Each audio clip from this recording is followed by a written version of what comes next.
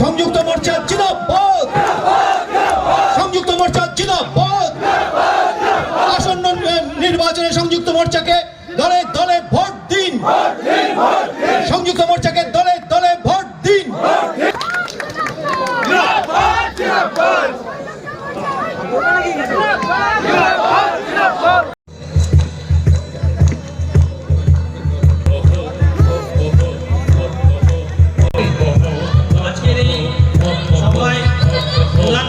উপস্থিত আছেন মোর্চার অন্যতম নেতা সূর্যকান্ত মিশ্র, বিশ্বনাথ চৌধুরীকে বরণ করছেন।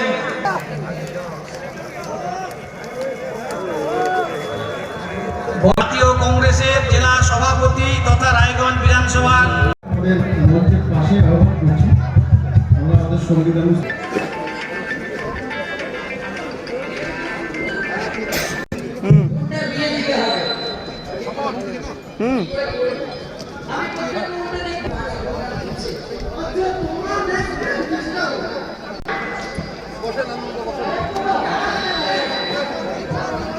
মোহিত বাবু বলেছেন যে 9টা কেন্দ্র আছে এই জেলায়। এখানে আমাদের 3 কেন্দ্রের প্রার্থী তারা রয়েছেন। আমাদের সংযুক্ত মোর্চার রায়গঞ্জে প্রতিদ্বন্দ্বিতা করছেন। আপনারা জানেন, আমার পরিচয় দেওয়ার অপেক্ষা রাখে না। ভারতীয় জাতীয় কংগ্রেসের জেলা সভাপতি তিনি মোহিত সেনগুপ্ত, তিনি প্রতিদ্বন্দ্বিতা করছেন। কালিয়াগঞ্জে তাঁদেরই প্রভাস সরকার, তিনি প্রতিদ্বন্দ্বিতা করছেন। এবং এখানে এটা কি হবে কি হবে না, হ্যাঁ থাকলে হ্যাঁ বলবেন, না বললে না বলে দিন। না বলতে চান জোর করে না বলে দিন। কেউ না বলছেন না তো হবে তো, আর শুনেছি আমি তো। কাজে আমি আপনাদের বলতে চাই যে 1 মাস আর বাকি নেই। আজকে 3 তারিখ, আর এপ্রিল মাসের 3 তারিখ তো আজকে নেই, 4 তারিখ। কেউ বলছেন না যে আমি যা বলবো তাই বলবেন নাকি? 4 তারিখ। আর আপনারা জানেন যে ঠিক 1 মাস পরে, 1 মাসের একটু আগেই 2 তারিখের দিন, এর পরের মাসে মে মাসের ভোট গোনা হবে। আর আমি আপনাদের বলতে পারি যে ওই তারিখে ঠিক 1 মাস পরে সেদিন সংযুক্ত মোর্চার সরকার গড়ার যে গরিষ্ঠতা দরকার তা পশ্চিমবাংলার মানুষ তা রায় দিয়ে প্রমাণ করে দেবেন। মুখ্যমন্ত্রী তিনি আমাদের রাজ্য চালাচ্ছেন, তো তাকে দিয়ে শুরু করতে হয়। দেশটা আছে এরপরে। আমি তৃণমূল পারবে না এটা পরিষ্কার, পারলেও করতো না এটা পরিষ্কার। করবে না তার কারণ পয়সা যারা খেয়েছে, চুরি জচ্চরিতে আছে, সিবিআই ইডি যার পিছনে লাগতে পারে, সে কি করে গলা খুলে কথা বলবে? ভাইপো এখনো গ্রেপ্তার হয়নি, তৃণমূলের কয়জন গেছে। আর আবারও মুখ্যমন্ত্রী বলছেন যারা ক্যান্ডিডেট হয়েছে তার মধ্যেও ভোটের পরে নাকি কয়েকজন আবার চলে যেতে পারে বলছেন। উনি বলছেন, আমি বলছি না। আপনারা সবাই কাগজ দেখেছেন। কি মুখ্যমন্ত্রী বলছেন না বলছেন না এসব কথা? বলছেন। কি বলছেন? বলছেন যেরা এরা ভোটের পরে আবার গদ্দারি করতে পারে। ওর 5 কোটি 6 কোটি টাকা দিয়ে তৃণমূলের কে কিনে নেবে, তাহলে তৃণমূলকে ভোট দেবেন কেন? যারা তৃণমূলের কে দিয়ে বিজেপিকে দিয়ে লড়বার চেষ্টা করছেন, বিজেপির বিরুদ্ধে তৃণমূলকে সমর্থন করতে বলছেন, তারা লড়বেন কেন তৃণমূলের পক্ষে? আসুন আমাদের সঙ্গে, আমরা একমাত্র শক্তি যার সঙ্গে একেবারে সরাসরি প্রতিদ্বন্দ্বিতা হবে। বিজেপি আর এই তৃণমূল, যাকে বিজেমূল বলা হচ্ছে, এই দুই, ওরা এক পক্ষ আর বাকি সবাই আমরা এক পক্ষ। আসুন একসাথে দাঁড়াই। আমি আপনাদের বলছি এসব কথা। তৃণমূলের সাধারণ সমর্থক যারা আছেন, গ্রামে আছেন, শহরে আছেন, আপনার পাড়ায় আছেন, আপনার পাশের বাড়িতে আছেন, তারা চিটফান্ড টাকা তারা পাননি, হয়তো তারও চিটফান্ড লুট হয়েছে। তিনি যে কাটমানি খেয়েছেন সেরকম না, কিন্তু তৃণমূলকে ভোট দিয়েছেন। তিনি যে আপনাকে আক্রমণ করেছিলেন তেমন না, হয়তো কিন্তু তৃণমূলকে ভোট দিয়েছেন। তিনি যে আপনাকে বাড়িতে জয় শ্রীরাম বলেছিলেন তেমন না, কিন্তু হয়তো বিজেপিকে ভোট বলেছে বা জয় শ্রীরাম বলেছিলেন। কেউ বাঁচবার জন্য ভেবেছিল তৃণমূলের হাত থেকে বাঁচবার জন্য আমি যাই বিজেপি পারবে মনে হচ্ছে, 56 ইঞ্চি ছাতি দেখাচ্ছে, এসব দেখাচ্ছে, পারবে মনে হচ্ছে, তাই ভেবে গেছিল, ভালোবেসে গেছিল তৃণমূল, এরকম না, বিজেপিতে গেছিল, বিজেপিতে তৃণমূলকে ও হটাতে পারবে, হয়তো ঠিক মোকাবিলা করবে, দিদির বিচার হবে, ভাইপোর বিচার হবে, আর ওই যে সব যেগুলো যাদের তাড়াবার কথা বলেছিলেন, জেলে যাওয়ার কথা ছিল, তারা বিজেপির গোয়ালে ঢুকে গেল সব, আপনারা দেখলেন। বলে সেই যে লোক, সাধারণ লোক, তারা না বুঝে গেছিলেন, সংখ্যালঘুরা তো বিজেপিতে যেতে পারেন।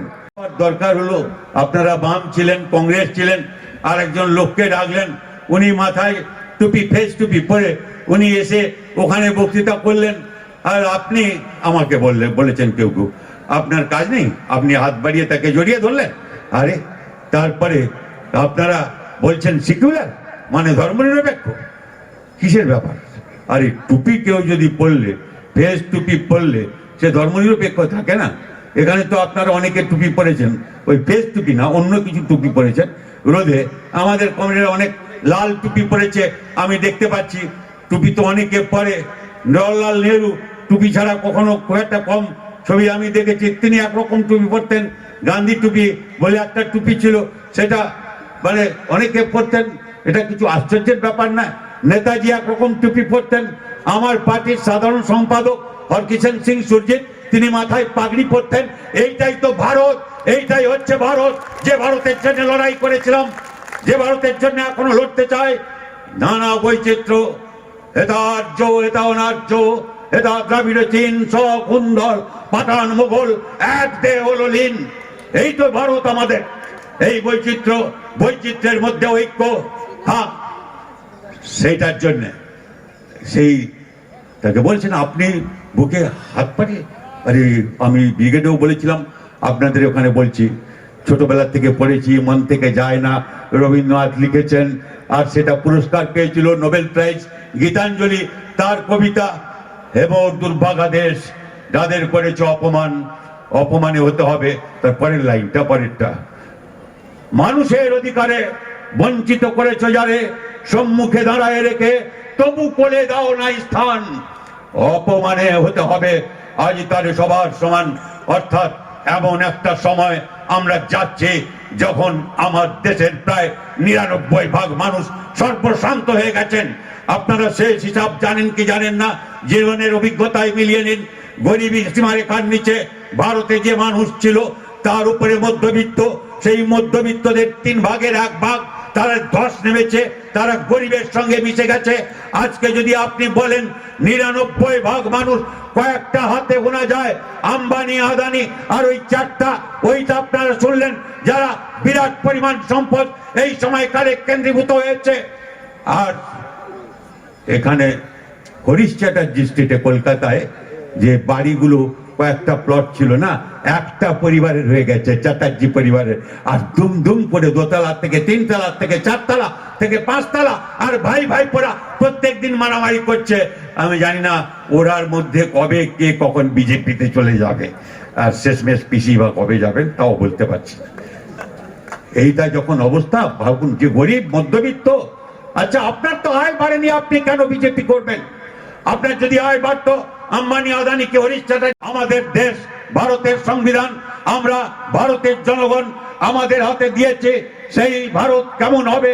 সেই সংবিধানে লেখা ছিল, সেই সংবিধান হবে, ভারত হবে একটা গণতান্ত্রিক প্রজাতন্ত্র, সার্বভৌম প্রজাতন্ত্র।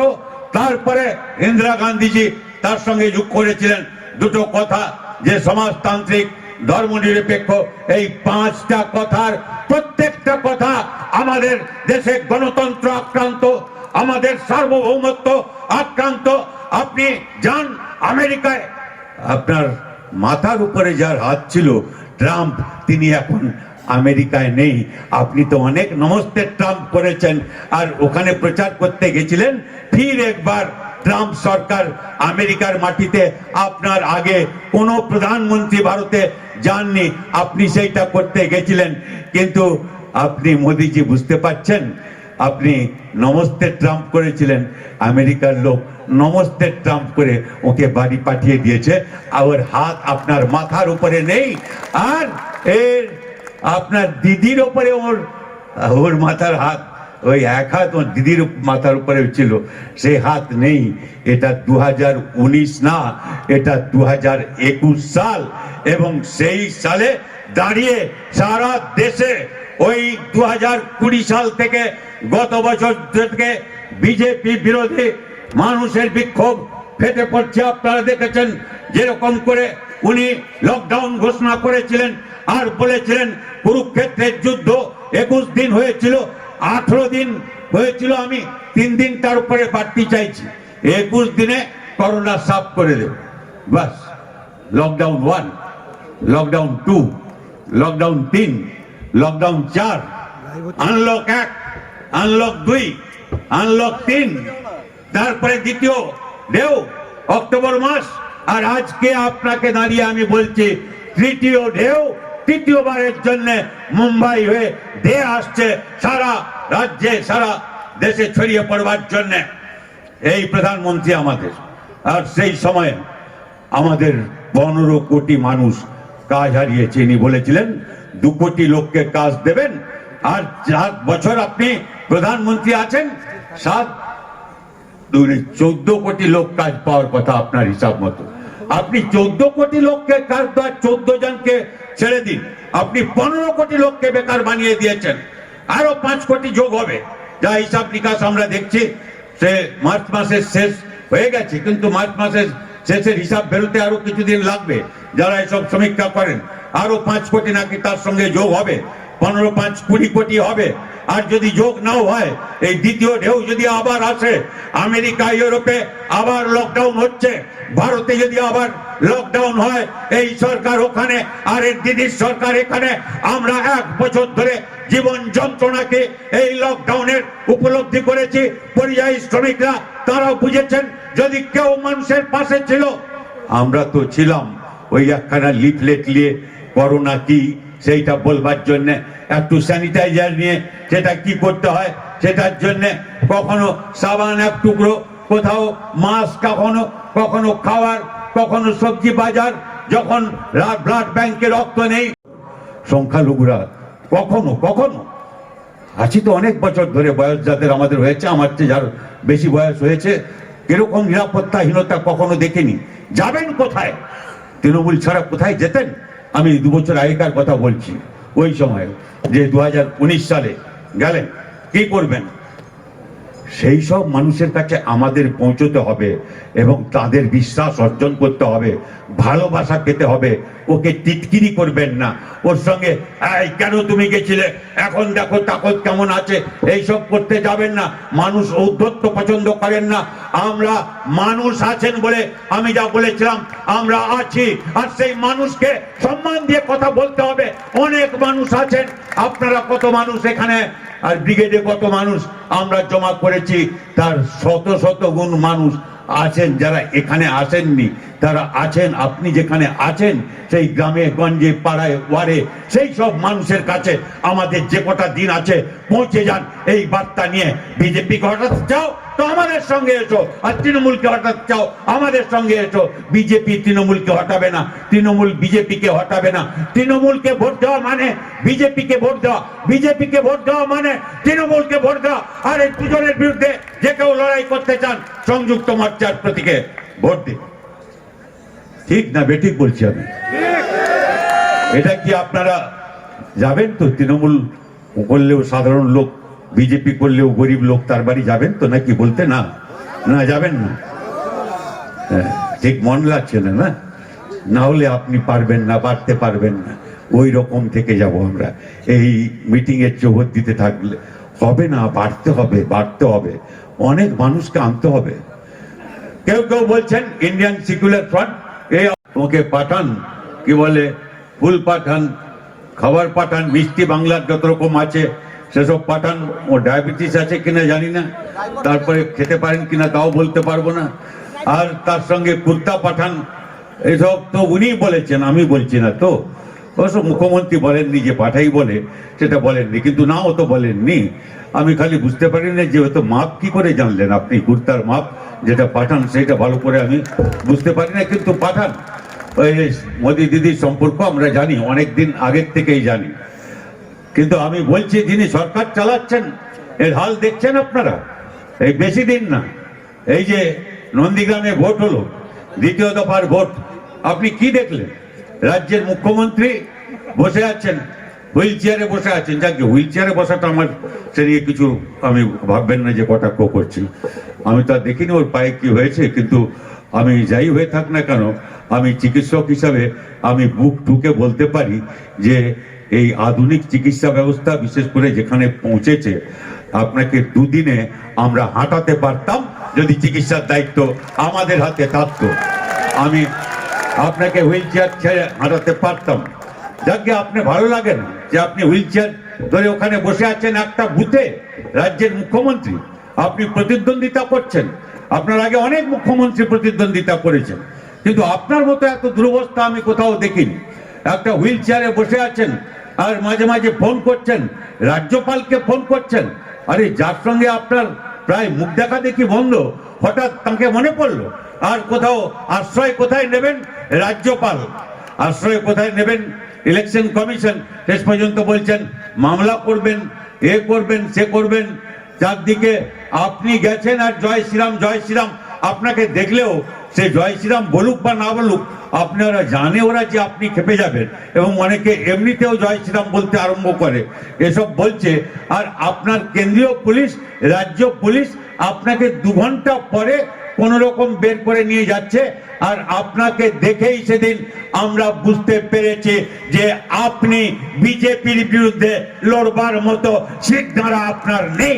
আপনার সেটা স্পষ্ট করে দিয়েছেন আপনি। আমি প্রথমে বলতে চাই, যারা বিজেপিকে পশ্চিমবাংলার মাটিতে পরাস্ত করতে চান, আপনি তৃণমূলের সমর্থক হয়ে থাকুন, আর কোন সমর্থক হয়ে থাকুন, আমাদের সমর্থক হয়ে থাকুন, আমাদের বিরোধী হয়ে থাকুন, যাই হয়ে থাকুন না কেন, যদি আপনি সত্যি সত্যি দেশের স্বাধীনতার পর এরকম একটা দেশদ্রোহীদের সরকার যারা হত্যা করেছিল, আরএসএস রাষ্ট্রীয় স্বয়ংসেবক যারা জাতির পিতা মহাত্মা গান্ধীকে হত্যা করেছিল, যে তার স্ট্যাচু বানিয়ে বিশাল স্ট্যাচু করেছে, সেই রকম নাথুরাম গডসের স্ট্যাচু, আর তার সঙ্গে গান্ধীজি। ব্লাড ব্যাংকে যখন রক্ত নেই, তখন সেখানেও হাজারে হাজারে কাতারে কাতারে 7,000 বোতল রক্ত দিয়েছে। গ্রেপ্তার করেছেন আপনি, ব্লাড ব্যাংক গেছে রক্ত নিতে, আপনি তার উপরে আক্রমণ করেছে তৃণমূল কংগ্রেস।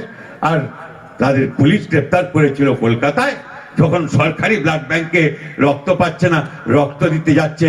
অর্থাৎ যখন সরকার যখন দরকারে ছিল, তখন সরকার ছিল না, দরকারে নেই, সরকারে আছে, সরকারে আছে, দরকারে নেই। আর যারা সরকারে নেই তারা দরকারে আছে, ওখানে আছে, ওইখানটায় আছে, সমস্ত কাজে যা পারে যেটুকু সরকারে না থেকেও তারা করে। তাদের সরকারে চাই, যারা দরকারে আছে তাদের সরকারে চাই, আর যারা সরকারে ছিল দরকারে নেই তাদের চাই না। এটা হচ্ছে সোজা কথা। আমি আপনাদের বলতে পারি, এই বিজেপি বিরুদ্ধে যারা লড়তে চান, যে কোনো মানুষ, অনেকে বলছেন বিজেপির বিরুদ্ধে লড়তে হলে তৃণমূলকে সমর্থন করতে হবে, তা না হলে বিজেপি এসে যাবে। আরে বাস, আপনি তো তৃণমূলের চাইতেও বড় তৃণমূল, বুঝতে পারছি যারা বলছেন এসব কথা। আরে তৃণমূল লড়তে পারছে না, ও ছেড়ে দিয়েছে। আর বিজেপি যারা প্রার্থী হয়েছে, এইবারে যারা প্রার্থী হয়েছে, অর্ধেকের বেশি হচ্ছে তৃণমূল। এটা আপনারা জানেন না? জানেন না? ঠিক না বেঠিক? অর্ধেকের বেশি এরা তৃণমূল থেকে এসছে। কারা এরা? মার্কা মারা, এ নারদা, বড় বড় আসামিরা সব আছে। আরে নারদা পয়সা নিচ্ছিল যেখানে, আর পয়সা নিয়ে এখানে ঢোকাবে, ওখানে ঢোকাবে। কোথায়? সেই মুখগুলোকে দেখুন, এই সবগুলো চোর চোর চোর, ওইগুলো সব বিজেপির হয়ে দাঁড়িয়েছে। আর যারা ওই কি বলে সারদা, চিটফান্ড, লুটপাট, গুন্ডামি, পঞ্চায়েত দখল, বিরোধী শূন্য পঞ্চায়েত, এই সব আক্রমণে যারা নেতৃত্ব দিয়েছিল, মুখ্যমন্ত্রীর প্রধান সেনাপতি সব ডান দিকে বাম দিকে যারা, তারা আজকে বিজেপির হয়ে আপনারা দেখছেন জয় শ্রীরাম বলতে আরম্ভ করছেন। আর তাদের আপনি মোকাবিলা করবেন তৃণমূলকে দিয়ে, আমি বলছি না, মুখ্যমন্ত্রী বলেছেন যে যারা ছেড়ে গেছে তারা তো গদ্দার, বাপ ছেলে গদ্দার, বাপ ছেলে বলছে উনি গদ্দার, কে গদ্দার আমি জানি না, কিন্তু ওরাই বলছে ওরা দুজনেই গদ্দার, আমি বলছি না, আমি কিছু বলছি না, দুজনেই বলছে যে ওরা দুজনেই গদ্দার। এই কিন্তু আমি বলছি যে এরা এই যারা তৃণমূল থেকে গিয়ে বিজেপি হলো, তারা তৃণমূলের বিরুদ্ধে লড়বে, নীতির লড়াই, রাজনীতির লড়াই লড়বে এরা। আমি তাই বলি যে কেউ আছেন বিজেপির বিরুদ্ধে লড়তে চান, আসুন।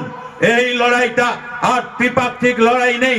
অনেকে লিখবার চেষ্টা করছিল, বলবার চেষ্টা করছিল, ব্রিগেডের পরে দুপক্ষ থেকে তৃতীয় পক্ষ একটা মেনে নিয়ে যে খালি তৃণমূল বিজেপির সঙ্গে হচ্ছে না, এখানে কংগ্রেস, বাম আর কি বলে সংযুক্ত মোর্চা, এই যে তৈরি হয়েছে ইন্ডিয়ান সেকুলার ফ্রন্ট নিয়ে, এরা ওই ব্রিগেডের মাটির থেকে প্রথম দেখলো এই 3 সত্তা একসঙ্গে, তারা প্রথম এই ইতিহাসে প্রথম একসঙ্গে ব্রিগেডের এক জায়গা থেকে সংযুক্ত মোর্চা গঠনের আহ্বান থেকে আরম্ভ করে তারপরে একসঙ্গে মিলে আমরা যে আবেদনপত্র আপনাদের কাছে দিয়েছি, আল্লাহভাবে ইশতেহার আছে, আর ওই যে আবেদন মানুষের কাছে দিয়েছি, আপনারা আসুন, আমাদের সঙ্গে আসুন।